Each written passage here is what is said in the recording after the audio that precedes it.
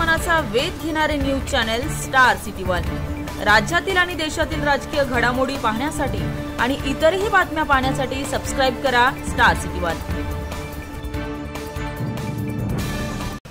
काल जर आपण बघितलं तर सोमनाथ सूर्यवंशींच्या बाबतीत न्यायदंड अधिकाऱ्यांनी सांगितलेला त्यांचा अहवाल आलेला आहे की सोमनाथ सूर्यवंशीला पोलीस स्टेशनमध्ये मारहाण झाली होती आणि मारहाण झाल्यानंतरच त्यांचा मृत्यू त्या ठिकाणी झाला। ज्या दिवशी ही घटना घडली त्या दिवशीच आम्ही सांगत होतो की याला पूर्णपणे तिथं असणारं पोलीस प्रशासन हे जबाबदार आहे। उगाचच तिथं सोमनाथ सूर्यवंशीला त्या ठिकाणी मारलं गेलं आणि त्याच्यात त्यांचा मृत्यू झाला। त्यावेळेसपासून आतापर्यंत आम्ही हेच सांगत होतो, पण सत्तेत असणारे मंत्री नेते हे नेहमी त्या ठिकाणी काही गोष्टी लपवण्याचा प्रयत्न तिथं करत होते।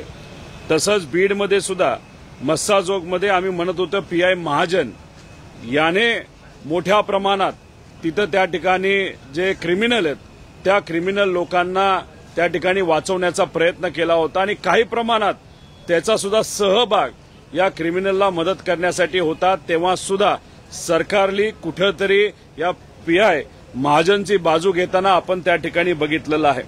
त्याच्याच बरोबर नागपूरच्या बाबतीत आम्ही सांगत होतो की सीपी काहीतरी वेगळं बोलतायत आणि निवेदन देत असताना मुख्यमंत्री साहेब वेगळं बोलतायत। पहिल्या दिवशी मुख्यमंत्री साहेब वेगळं बोलले, दुसऱ्या दिवशी वेगळं काहीतरी बोलले। म्हणजे आपण जर बघितलं तर या सरकारमध्ये नेत्यांनी